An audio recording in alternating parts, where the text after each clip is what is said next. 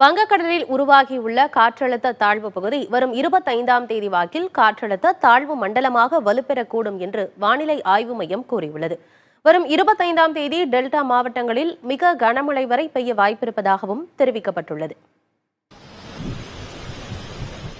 இந்திய பெருங்கடல் பகுதி மற்றும் அதனை ஒட்டிய தென்கிழக்கு வங்கக்கடல் பகுதியில் காற்றழுத்த தாழ்வு பகுதி உருவாகியுள்ளது.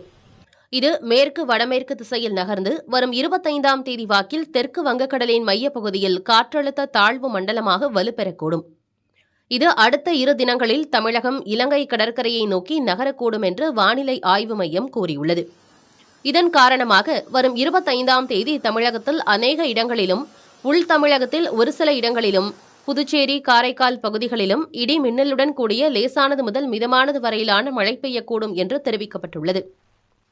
மயிலாடுதுறை, நாகை, தஞ்சை, திருவாரூர் மாவட்டங்கள் மற்றும் காரைக்கால் பகுதிகளில் ஓரிரு இடங்களில் கன முதல் மிக கனமழை வரை பெய்யும் எனவும், கடலூர், அரியலூர், சிவகங்கை, புதுக்கோட்டை, ராமநாதபுரம், தூத்துக்குடி, திருநெல்வேலி, கன்னியாகுமரி ஆகிய மாவட்டங்களில் கனமழையும் பெய்யும் என தெரிவிக்கப்பட்டுள்ளது. வரும் 27ஆம் தேதி முதல் சென்னையில் கனமழைக்கு வாய்ப்புள்ளதாகவும், 28ஆம் தேதி செங்கல்பட்டு, விழுப்புரம், கடலூர், மயிலாடுதுறை மாவட்டங்களில் மிக கனமழை பெய்யும் என்றும் எச்சரிக்கப்பட்டுள்ளது. வரும் 29ஆம் தேதி வரை தமிழகத்தில் மிதமானது முதல் கனமழை வரையிலும் பெய்ய வாய்ப்புள்ளதாக வானிலை ஆய்வு மையம் கூறியுள்ளது.